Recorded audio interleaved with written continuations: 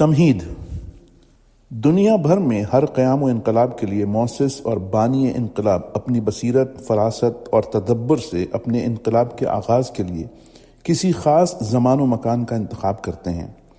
ایسا نہیں کہ جہاں بھی افراد جمع ہو جائیں اور آواز لگائیں وہیں سے قائد انقلاب اپنی تحریک کا آغاز کر دے۔ انقلاب کے لیے ہر وقت اور ہر زمین سازگار نہیں ہوتی۔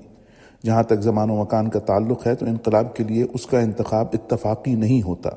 اپنی تحریک اور انقلاب کے لیے بانیان انقلاب سختیاں جھیلتے ہیں، مصیبتیں برداشت کرتے ہیں اور مناسب زمان و مکان کی تشخیص اور تعین کے لیے انتظار کرتے ہیں۔ البتہ کبھی بیرونی حالات کی دگرگونی کے سبب انقلاب کا پروگرام فاش ہو جاتا ہے اور ہنگامی اعلان کرنا پڑ جاتا ہے۔ مثلاً زید بن علی نے اپنے انقلاب کے لیے ایک وقت معین کر رکھا تھا، لیکن اسرار فاش ہونے کے سبب انہیں ہنگامی طور پر اپنے انقلاب کا اعلان قبل از وقت کرنا پڑا۔ اس طرح مسلم بن عقیل اپنے انقلاب کے آغاز کے لیے امام حسین کی آمد کے منتظر تھے، کیونکہ انقلاب کے لیے وہی وقت معین تھا، لیکن عبید اللہ ابن زیاد کی کوفہ آمد اور ہانی بن عروہ کی گرفتاری کے سبب قبل از وقت ہنگامی طور پر انقلاب کا اعلان کرنا پڑا۔ یا مثلاً پیغمبر اکرم جب تک سرزمین مکہ میں تھے آپ نے مکہ کو اپنے لیے سازگار نہ پایا، اسی لیے ہمیشہ ایک ایسی جگہ کی تلاش میں رہے جہاں سے اپنی دعوت کا آغاز کریں۔ اسی طرح امام حسین کا قیام بھی اس اصول سے خارج نہیں تھا، بلکہ کسی مناسب زمان و مکان کے انتخاب کا محتاج اور نیاز مند تھا۔ جہاں تک انتخاب زمانی کا تعلق ہے، اس موضوع کو ہم یہاں زیر بحث نہیں لاتے اور کسی اور وقت کے لیے اٹھا چھوڑتے ہیں۔ البتہ یہاں ہم انتخاب مکانی کے بارے میں بحث کریں گے۔ امام حسین کے جغرافیائی قیام سے ہماری مراد وہ اماکن اور وہ مقامات ہیں جن کا ذکر قیام امام حسین کے سلسلے میں آتا ہے، قطع نظر اس سے کہ امام اس جگہ ٹھہرے یا صرف اس جگہ سے گزرے، یا آپ کے دوران قیام و سفر میں کسی اور عنوان سے اس جگہ کا ذکر آتا ہے۔ ہم ان مقامات، وہاں پیش آنے والے واقعات اور ان جگہوں کے بارے میں تفصیل سے بیان کریں گے۔ اس دوران ہم اس قیام و سفر میں پیش آنے والی ترتیب کو مد نظر رکھنے کی کوشش کریں گے۔ مدینہ۔ سب سے پہلی جگہ جہاں سے اس تحریک کا آغاز ہوا وہ مدینہ ہے۔ مدینہ شہر کا نام ہے اور خود مدینہ کے معنی شہر کے ہیں، یعنی وہ کسی خاص شہر کا نام نہیں بلکہ وہ کسی شہر کی طرف منسوب ہوتا ہے، جیسے مدینہ اصفہان یعنی اصفہان کا شہر، یا مدینہ کراچی یعنی کراچی کا شہر، یا مدینہ الاسلام یعنی اسلام کا شہر۔ مدینہ کا اصل نام یثرب ہے، اسی سے اسے یثربی بھی کہتے ہیں اور اسربی بھی۔ یثرب کے لغوی معنی تغیر، توبیخ اور فساد کے ہیں۔ اس جگہ کا نام یثرب ہونے کی وجہ یہ ہے کہ سب سے پہلے اس مقام کو سکونت کے لیے انتخاب کرنے والا شخص یثرب تھا، لیکن یثرب کون تھا اس کے بارے میں مورخین کے درمیان اختلاف ہے۔ اصل واقعہ اس طرح ہے کہ جب حضرت نوح کی کشتی کوہ جودی پر رک گئی تو وہاں کشتی سے اتر کر 80 افراد شہر بابل میں داخل ہوئے، اس وجہ سے اس کا نام سمانین رکھا گیا۔ کچھ عرصے بعد نمرود بن کنان بن سام بن نوح اس شہر پر مسلط ہو گیا۔ اس کے ظلم و تشدد سے کچھ لوگ فرار ہو گئے، ان میں سے 2 افراد کے نام یثرب تھے۔ ایک کا نام یثرب بن قانیہ بن مہلائل بن ارم بن ابیل اور دوسرا یثرب بن ابیل بن اوز بن ارم تھا۔ بہرحال ان دونوں میں سے جس کسی نے یہاں پہلے سکونت اختیار کی اس کے نام کی مناسبت سے اس کا نام یثرب پڑ گیا۔ پیغمبر اکرم کے مدینہ آنے کے بعد تک اس شہر کا نام یثرب تھا۔ پیغمبر اکرم نے اس کا نام بدل کر طیبہ رکھا۔ چنانچہ ابن عباس کا کہنا تھا کہ اس کے بعد اب اگر کوئی شخص اس شہر کو یثرب کہے تو 3 بار استغفار کرنا پڑے گا۔ بعد میں عام لوگ طیبہ کے بجائے اسے مدینۃ الرسول کہنے لگے۔ رفتہ رفتہ لفظ رسول کو حذف کر کے الف لام عہد ذہنی لگا کر المدینہ کہنے لگے۔ کچھ عرصے گزرنے کے بعد الف لام بھی حذف ہو گیا اور اسے صرف مدینہ کہا جانے لگا۔ عام طور پر جب صرف مدینہ کہا جاتا ہے تو اس سے صرف یہی شہر مراد ہوتا ہے۔ اس شہر کو پیغمبر اکرم کی میزبانی اور اسلام کے پھلنے پھولنے کی جگہ ہونے کی وجہ سے، یا اسلام کی پہلی مسجد نبوی ہونے کے سبب اس شہر کے مختلف نام وضع ہوئے، لیکن سب سے معروف نام مدینہ ہی ہے۔ اس شہر کی فضیلت اور اس شہر کے بابرکت ہونے کے سلسلے میں پیغمبر اکرم سے مروی بہت سی روایت ہیں۔ پیغمبر اکرم نے فرمایا، جو شخص اس مدینے کی گرمی برداشت کرتے ہوئے یہاں قیام کرے گا، قیامت کے دن ہم اس کے شفیع ہوں گے۔ پیغمبر اکرم جب مکہ چھوڑ رہے تھے تو آپ نے خدا کی بارگاہ میں دعا کی، خداوند تو نے مجھے اپنی بہترین زمین سے نکالا ہے، تو اب تو مجھے اپنی بہترین جگہ عنایت فرما۔ جب آپ مدینہ پہنچے تو آپ نے دعا کی، خداوند اس زمین کو ہمارے لیے جائے قرار دے اور یہاں وسعت ارزاق عطا فرما۔ پیغمبر اکرم نے فرمایا، کوشش کرو کہ موت تمہیں مدینہ میں نصیب ہو، جو شخص مدینہ میں مرے میں اس کا شاہد و شفیع ہوں گا۔ غرض اس شہر کے بہت سے نام ہیں جن میں مدینہ طیبہ معروف ہے۔ یہ شہر اسلام اور مسلمین کا مورد عنایت اور مرکز توجہ تھا، کیونکہ اسی شہر سے اسلام کو فروغ ملا اور یہیں سے اسلام کو شہرت بھی ملی۔ اطراف و جوانب سے آنے والے مسلمانوں کو پناہ بھی اسی شہر میں ملی۔ اسلام کے طفیل و برکت سے یہ شہر فرشتگان الہی کی قدم گاہ بنا۔ اس شہر میں رسول اللہ کا روضہ مطہر ہے۔ یہ شہر اہل بیت اطہار علیہ السلام کی خصوصی توجہ کا مرکز رہا۔ امام حسین کی خصوصی عنایت و توجہ بھی اس شہر کو حاصل تھی، کیونکہ یہاں رسول اللہ کا روضہ ہے، فاطمہ زہرا سلام اللہ علیہ کی قبر ہے، امام حسن علیہ السلام اور اہل بیت اطہار علیہ السلام کی قبور مطہرہ اسی شہر مدینہ میں ہیں۔ امام حسین اور دیگر اہل بیت اطہار علیہ السلام کو جتنی زیادہ محبت اور لگاؤ اس شہر مدینہ سے ہے، اتنی ہی نفرت و عناد بنی امیہ کو اس شہر سے رہی۔ معاویہ اور یزید کو اس شہر سے نفرت تھی۔ یزید کی اس شہر سے نفرت کی چند وجوہات اور اسباب ہیں۔ پہلی وجہ یہ تھی کہ مشرکین کے دشمنوں اور ان کے نزدیک ناپسندیدہ افراد کو اس شہر والوں نے پناہ دی۔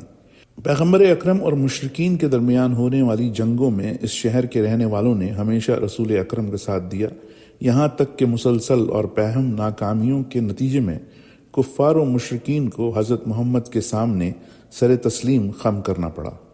حضرت علی اور معاویہ کے درمیان جنگ میں انصار مدینہ نے حضرت علی کا ساتھ دیا، اور ایک دو افراد کے علاوہ اہل مدینہ میں سے کسی نے معاویہ کا ساتھ نہیں دیا۔ معاویہ کے مقابلے میں حضرت علی کو یہ امتیاز حاصل تھا کہ اس کے مقابلے میں انصار مدینہ نے ہمیشہ علی کا ساتھ دیا۔ پیغمبر اکرم کے زیادہ تر اصحاب اسی شہر مدینہ میں رہتے تھے اور وہ خود کو یزید کے مقابلے میں خلافت کا زیادہ حقدار سمجھتے تھے۔ خلافت کے لیے اگر کسی شورا کا قیام عمل میں آتا اور اہلیت اور صلاحیت کی بنا پر خلیفہ کا انتخاب ہوتا تو یزید کے مقابلے میں اس شہر میں بسنے والے اصحاب خلافت کے زیادہ اہل اور سزاوار قرار پاتے۔ اس لحاظ سے یہ شہر یزید کے حریفوں اور رقیبوں کا شہر تھا۔ مکہ سے ہجرت کے بعد مدینہ بنی ہاشم کا مرکز بنا اور شام بنی امیہ کا۔ چنانچہ یزید اس شہر کو اس لیے ناپسند کرتا تھا کہ یہ بنی ہاشم کا مرکز ہے، اور خصوصاً اس لیے کہ بنی ہاشم کے آقا و سردار امام حسین یہاں قیام پذیر تھے۔ رسول اللہ کے خلاف بنی امیہ کے دلوں میں جو بغض و عناد بھرا ہوا تھا وہ کسی طور کم نہیں ہوا تھا، بلکہ وہ کدورت بدجائے تم ان کے دلوں میں موجود تھی، اور اس کی وجہ وہاں روضہ رسول کا ہونا بھی ہے، جس کا اظہار معاویہ نے کئی مرتبہ کیا۔ غرض بنی امیہ کے لوگ اس شہر کو پسند نہیں کرتے تھے، اور نہ صرف پسند نہیں کرتے تھے بلکہ اس شہر سے نفرت، کینہ اور بغض بھی رکھتے تھے۔ اس بغض و کینے کا واضح ثبوت یہ ہے کہ معاویہ نے مروان بن حکم اور عمر ابن سعید اشدق جیسے بدترین دشمن رسول کو یکے بعد دیگرے اس شہر پر گورنر کی حیثیت سے مسلط رکھا، اور اسی طرح اہل مدینہ سے انتقام لیا۔ اس کے علاوہ اپنی خلافت کے استحکام کے لیے یزید نے اس شہر مدینہ سے دہشت گردی اور قتل و غارت گری کا آغاز کیا۔ امام حسین اور مدینہ۔ امام حسین علیہ السلام نے 3 شعبان المعظم 3 ہجری کو نبوت و امامت کے گھرانے میں آنکھ کھولی۔ اس مولود سعید کے مراسم ولادت پیغمبر گرامی نے خود بنفس نفیس انجام دیے۔ اہل مدینہ نے پیغمبر اکرم کی زبان اطہر سے یہ الفاظ سنے کہ یہ حسین میری روح، میرا قلب اور میری آنکھوں کا تارا ہے، یہ مجھ سے ہے اور میں اس سے ہوں، یہ بیٹھیں تو امام ہیں، کھڑے ہوں تو امام ہیں، یہ جنت کے جوانوں کے سردار اور آقا و مولا ہیں۔ اہل مدینہ نے بارہا حسین کو رسول کی گود میں، رسول کی پشت پر اور رسول کے دوش مبارک پر دیکھا۔ یہ حسین خامس اصحاب کساں ہیں، یہ نہ صرف زہرا سلام اللہ علیہا اور پیغمبر ختمی مرتبت کے دل و جان ہیں، بلکہ یہ اہل مدینہ کے بھی محبوب اور عزیز ہیں۔ حسین اس شہر مدینہ میں 7 سال اپنے جد پیغمبر اکرم کے ساتھ اور 32 سال اپنے پدر بزرگوار علی مرتضیٰ کے ساتھ رہے، جس میں خلفائے راشدین کا 25 سالہ دور بھی شامل تھا۔ 11 سال اپنے بھائی امام حسن مجتبیٰ کے ساتھ مدینہ میں رہے۔ غرض 5 سالہ کوفہ کی زندگی کے علاوہ اپنی 57 سالہ عمر مقدس حسین نے مدینہ میں گزاری۔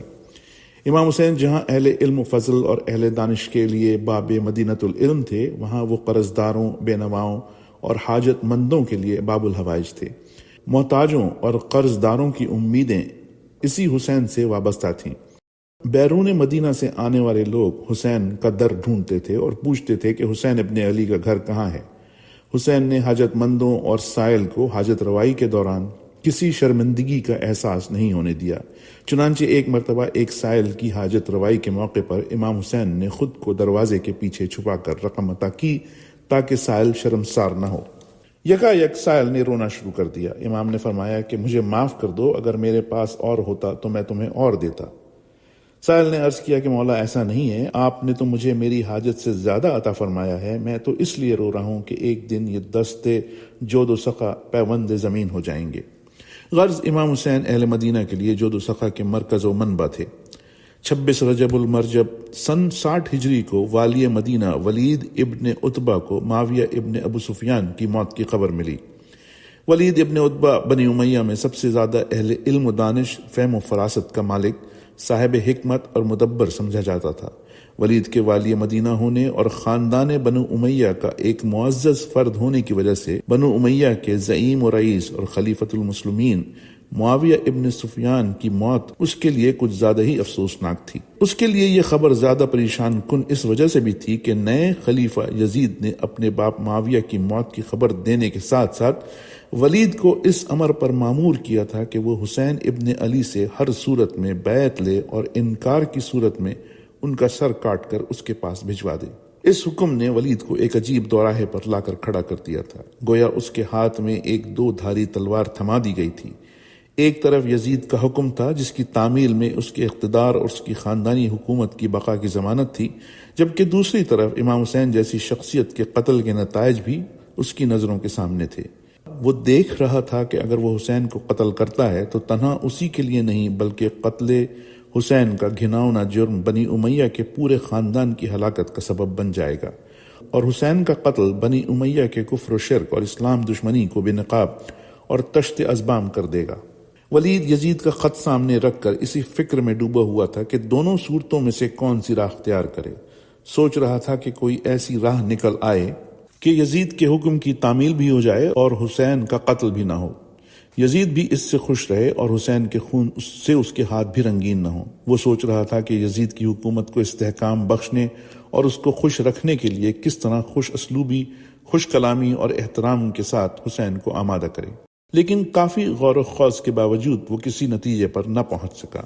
اس فکر و پریشانی کے عالم میں اچانک اس کے ذہن میں آیا کہ کیوں نہ اس سلسلے میں مروان بن حکم جیسے جہاں دیدہ اور عمر رسیدہ شخص سے مشورہ کیا جائے، جبکہ وہ بنی امیہ کے خاندان کے مصالح کو بہتر طریقے پر سمجھتا بھی ہے۔ مروان اگرچہ ولید کا حریف و رقیب تھا، لیکن ڈوبتے کو تنکے کا سہارا کے مصداق نہ چاہتے ہوئے بھی ولید نے اپنے حریف مروان کو مشورے کے لیے دارالامارہ میں بلایا۔ معاویہ کی موت کو مد نظر رکھتے ہوئے تنہائی میں اس مسئلے کو مروان کے سامنے رکھا اور اس سے مشورہ طلب کیا کہ یزید کے مطالبہ بیعت کی خواہش کو کس طرح عملی جامہ پہنایا جائے۔ مروان ایک طرف تو امام حسین سے انتہائی عداوت اور بغض و عناد رکھتا تھا، دوسری طرف خلافت اور گورنری کے لالچ کی وجہ سے وہ یزید اور ولید دونوں کا بدترین حریف تھا۔ اس سے کسی نیک اور صحیح مشورے کی کیوں کر توقع کی جا سکتی تھی؟ چنانچہ اپنی اندرونی خباثت اور فطری بدنیتی کے تحت اس نے ولید کو مشورہ دیا کہ معاویہ کی موت کی خبر شہر میں پھیلنے سے پہلے حسین کو فوری طور پر بلا کر اسی وقت بیعت پر مجبور کیا جائے اور انکار کی صورت میں انہیں یہیں قتل کر دیا جائے۔ نہ صرف یہ بلکہ مروان نے ولید سے کہا کہ حسین امیر المومنین معاویہ ابن ابی سفیان سے سرکشی کا اظہار کرنے والوں میں سے ہیں، وہ ہمیشہ ہمارے خاندان یعنی بنو امیہ کے خلاف رہے ہیں اور وہ اس سزا کے مستحق ہیں۔ اس نے ولید سے کہا کہ اگر میں تمہاری جگہ ہوتا تو حسین کو ایک لمحہ بھی سوچنے اور حرکت کرنے کا موقع نہ دیتا۔ مروان کا یہ مشورہ اگرچہ ولید کو بہت شاق گزرا، جس کی تلخی اس کے چہرے سے نمایاں تھی، لیکن پھر بھی اس نے یہ کوشش کی کہ اس کی یہ ناگواری مروان پر ظاہر نہ ہو۔ چنانچہ یہ ثابت کرنے کے لیے کہ ولید یزید اور مروان کا خیر خواہ ہے، اس نے مروان کے مشورے پر عمل کرتے ہوئے اسی وقت آدمی بھیجے اور امام حسین کو دربار میں طلب کیا۔ جب امام حسین ولید کے دربار میں پہنچے تو ولید نے یا تو امام حسین کے ساتھ بنی ہاشم کے جوانوں کی موجودگی کی وجہ سے یا اپنے علم و دانش اور فہم و فراست کے تقاضوں کے تحت امام حسین کو اپنے جال میں لانے کی غرض سے اپنے حسن کلام اور مصنوعی اخلاق کا مظاہرہ کرتے ہوئے اپنی جگہ سے اٹھ کر امام حسین کا استقبال کیا۔ انتہائی ادب و احترام سے اپنی جگہ ان کو بٹھایا اور یہ ثابت کرنے کی کوشش کی کہ وہ آپ کے لیے اپنے دل میں انتہائی نیک خیالات اور مقام و منزلت رکھتا ہے۔ ولید اپنی تجویز پیش کرنے سے پہلے پیش بندی کے طور پر یہ ثابت کرنے کی کوشش کر رہا تھا کہ اگر اس کی تجویز امام حسین کے لیے ناگوار اور ناقابل عمل ہو تو یہ اس کی بدنیتی اور برے عزائم کی وجہ سے نہیں بلکہ نیک خواہشات اور مصلحت بینی کے تحت ہے۔ امام حسین علیہ السلام کا مدینے سے خروج۔ مدینہ وہی شہر ہے جو امام حسین کے جد کے توسط سے عالم اسلام کا مرکز بنا اور فرشتوں کی آمد و رفت اور تنزیل وحی کا مرکز قرار پایا۔ حسین کے جد پیغمبر ختمی مرتبت نے کل جن لوگوں کو اس شہر مدینہ سے ذلت و خواری کے ساتھ جلا وطن کیا، آج انہی ذلیل و کمین خصلت لوگوں نے امام حسین پر اس شہر کی فضا اور زمین تنگ کر دی اور امام حسین کو رات کی تاریکی میں مدینہ چھوڑنے پر مجبور کر دیا۔ کون حسین؟ وہی حسین جس کے جد نے یہاں کے لوگوں کو آزادی عطا فرمائی، وہی حسین جس کے بارے میں پیغمبر اکرم نے اپنے قول و فعل کے ذریعے بارہا بتایا کہ اس کا خون میرا خون ہے، اس کی روح میری روح ہے، اس کا گوشت میرا گوشت ہے، اس کی محبت میری محبت ہے، جس نے اس کو تکلیف پہنچائی اس نے گویا مجھے اذیت دی۔ وہی حسین جس نے اپنے جد کے بعد اس شہر کو معمور و آباد کیا، آج اسی حسین کو مدینہ چھوڑنے پر مجبور کر دیا گیا۔ امام حسین علیہ السلام کے مدینہ چھوڑنے کے یقیناً کچھ اسباب و علل تھے اور ان اسباب و علل کے مقابلے میں امام کو لامحالہ کچھ اقدامات کرنا ناگزیر تھے۔ اس سلسلے میں جو حالات و واقعات امام علیہ السلام کو پیش آئے ان کو ہم قارئین کے سامنے ترتیب وار پیش کرتے ہیں۔ 27 رجب 60 ہجری کو نماز عشاء کے بعد والی مدینہ نے امام حسین کو دارالامارہ میں طلب کیا۔ امام جب دارالامارہ پہنچے تو والی مدینہ نے خوش اخلاقی اور نرم مزاجی کا مظاہرہ کرتے ہوئے تعظیماً امام کو اپنی مسند کے نزدیک جگہ دی۔ مروان بن حکم بن عاص اس وقت دارالامارہ میں موجود تھا۔ یہ وہی مروان ہے جس کو پیغمبر کے حکم سے مدینہ سے نکال دیا گیا تھا اور جس کی خیانت اور جرم کے نتیجے میں خلیفہ سوم کو بغاوت اور بالآخر قتل کا سامنا کرنا پڑا۔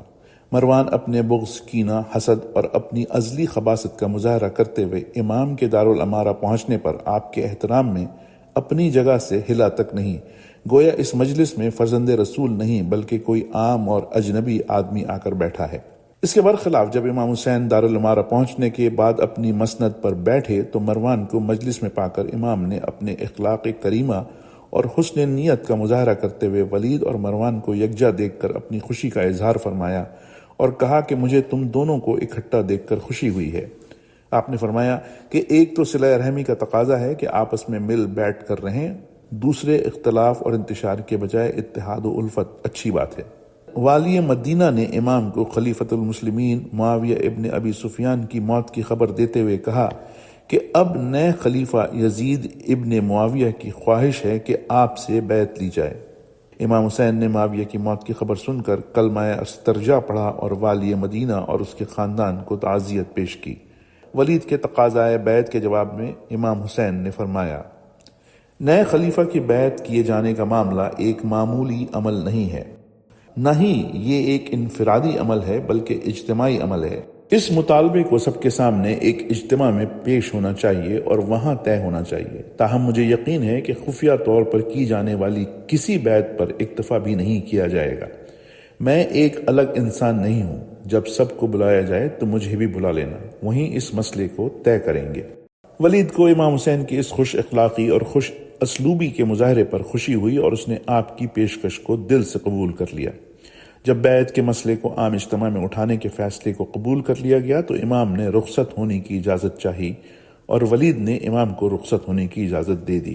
اگرچہ ولید کا امام سے بیعت طلب کرنا آپ کے لیے نہایت گراں اور ناقابل برداشت امر تھا، لیکن آپ نے اپنے غم و غصے کو برداشت کیا اور نہایت خوش اسلوبی اور خندہ پیشانی سے ولید کو مطمئن اور قانع کیا۔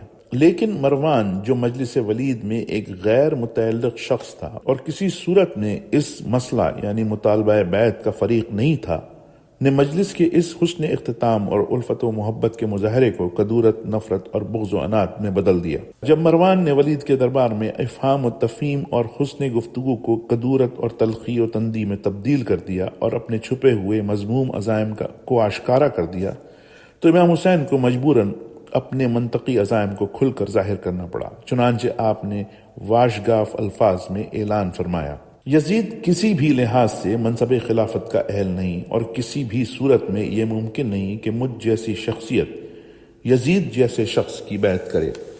میں ہرگز اس کی بیعت نہیں کر سکتا، تاہم میں پھر بھی یہ چاہتا ہوں کہ اس مسئلے کو احسن طریقے سے حل کرنے کی راہیں تلاش کی جائیں۔ یہ کہہ کر امام حسین دارالامارہ سے باہر نکلے اور اپنے ہمراہ آنے والے بنی ہاشم کے نوجوانوں کے حلقے میں واپس اپنے گھر تشریف لے گئے۔ دارالامارہ سے واپسی کے بعد امام حسین علیہ السلام انتہائی حزن و ملال کے عالم میں روضہ رسول پر پہنچے۔ سلام و زیارت کے بعد اپنے درپیش مسائل کو بارگاہ ایزدی میں یہ کہہ کر پیش کیا: بار الہ، جو کچھ مجھے پیش آیا ہے تو اس سے خوب آگاہ ہے۔ پالنے والے، میں درپیش مسائل کے سلسلے میں تجھ سے تیرے رسول کے توسل اور توسط سے اپنے وظیفے اور ذمہ داری کے تعین کے لیے رہنمائی اور ہدایت کا خواستگار ہوں، تو ہی میری رہنمائی فرما۔ روضہ رسول سے واپسی کے بعد امام نے اپنے ان اعضاء سے ملاقاتیں کی جنہیں آپ کو مدینہ ہی میں چھوڑنا تھا۔ ان شخصیات میں سے جن ہستیوں کا تاریخ میں نام ملتا ہے ان میں محمد بن حنفیہ، عمر اطرف، ام سلمہ اور دیگر خواتین بنی ہاشم ہیں۔ امام نے ان سے ودا ہوتے ہوئے انہیں مدینہ چھوڑنے اور اپنے عزم سفر سے آگاہ کیا اور ان کو قسم دے کر اس مسئلے کو پوشیدہ اور مخفی رکھنے کی تاکید کی۔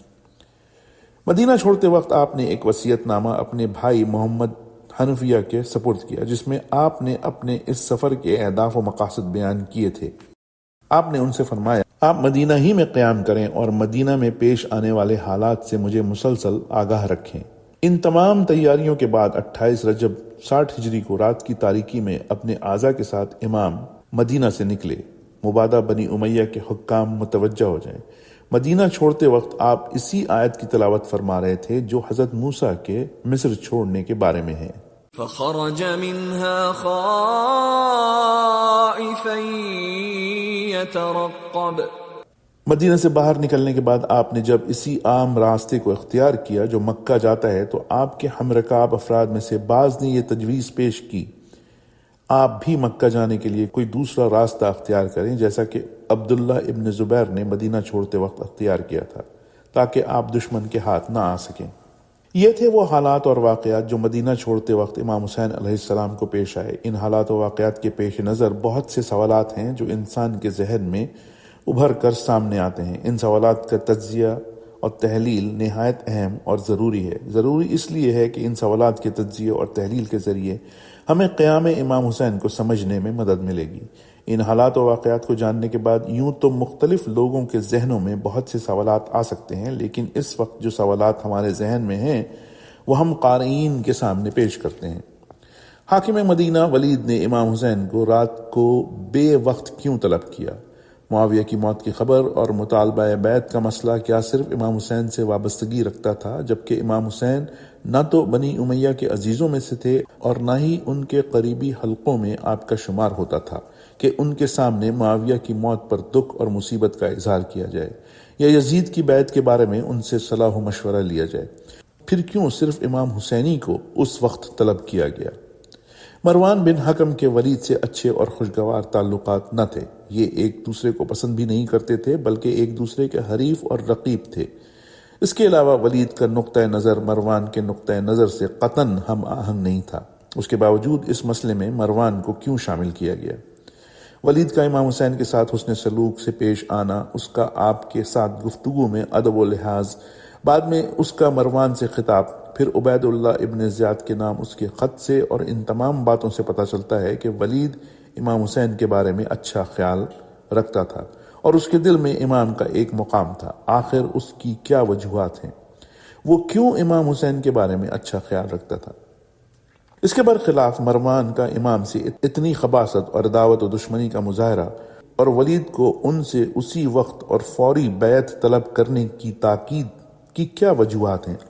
امام حسین علیہ السلام جو منطق حق و عدالت کے علم بردار ہیں، ہمیشہ حق و صداقت کی راہ پر گامزن ہیں، کسی کو نہ کبھی دھوکہ دیتے ہیں اور نہ کسی کو تاریکی میں رکھنا پسند کرتے ہیں، جو نہ کسی سے ڈرتے اور نہ کسی تذبذب کا شکار تھے، بلکہ اس کے برخلاف ایک عزم راسخ رکھتے تھے کہ کسی بھی صورت میں یزید کی بیعت نہیں کریں گے۔ انہوں نے کیوں مطالبہ بیعت کے جواب میں ولید سے تاخیر کرنے اور دونوں فریقوں کو اس مسئلے پر سوچنے، سمجھنے اور فیصلہ کرنے کے لیے موقع دینے کی خواہش کی؟ مروان کی اس تاکید اور اصرار کے باوجود کہ امام حسین سے اسی وقت بیعت لی جائے یا انہیں گرفتار اور قتل کیا جائے، ولید نے کیوں امام حسین کو دربار سے باہر جانے کا موقع دیا، جبکہ ایک لحاظ سے امام بیعت کرنے سے انکار کر چکے تھے؟ جیسا کہ پہلے بیان کیا گیا ہے، امام حسین علیہ السلام ولید کے دربار سے گھر واپس تشریف لانے کے بعد روضہ رسول پر گئے۔ روضہ رسول سے ودا ہونے کے بعد آپ نے مدینہ چھوڑنے کا مصمم ارادہ کر لیا اور اپنے ان اعضاء کو خدا حافظ کہا جنہیں مدینہ ہی میں چھوڑنا تھا، خصوصاً اپنے بھائی محمد ابن حنفیہ کو مدینہ میں اپنا جانشین قرار دیا، ایک وصیت نامہ ان کے سپرد کیا اور تاکید فرمائی کہ وقتاً فوقتاً مجھے مدینہ کے حالات سے آگاہ کرتے رہنا۔ اس کے بعد اپنے خانوادہ کے جن افراد کو اپنے ساتھ لینا تھا ان کو ساتھ لے کر رات کی تاریکی میں اس وقت مدینہ سے نکلے جب لوگ محو خواب تھے۔ مدینہ چھوڑتے وقت آپ اس آیت کریمہ کی تلاوت فرما رہے تھے۔ فخرج منها خائفا يترقب۔ امام کا اس آیت کریمہ کی تلاوت کرنا بتاتا ہے کہ آپ ایک خوف کے عالم میں نکلے، جبکہ متعدد آیات قرآنی اور بہت سی روایت میں مردان الہی کی صفات میں فرمایا گیا ہے کہ مردان خدا کے سوا کسی سے خوف نہیں کھاتے۔ چنانچہ امیر المومنین امام علیہ السلام سے نہج البلاغہ میں منقول ہے کہ میں موت سے نہیں گھبراتا، موت مجھ پر آ پڑے یا میں موت پر جا پڑوں۔ خود امام حسین علیہ السلام نے اپنے مکہ کے خطبے میں فرمایا کہ مجھے اپنے بزرگوں سے ملنے کا اتنا ہی شوق ہے جتنا یعقوب کو یوسف سے ملنے کا شوق تھا۔ لہٰذا سوال پیدا ہوتا ہے کہ مدینہ سے نکلتے وقت امام حسین کو کس چیز کا خوف تھا؟ کیا آپ حاکم وقت یزید اور اس کے کارندوں سے خوف زدہ تھے، یا مدینہ کے عوام سے خوف کھاتے تھے، یا پھر آپ کے اس خوف کی برگشت خدا کی طرف تھی؟ اس خوف کی تفسیر میں عقلی تحلیل و تجزیہ کرنے سے جو چیز سامنے آتی ہے وہ مندرجہ ذیل خطرات ہیں جن سے امام اس وقت دوچار تھے۔ آپ کو ڈر تھا کہ حکومت وقت آپ کو اس سفر سے روک دے گی اور آپ کو شہر بند کر دے گی۔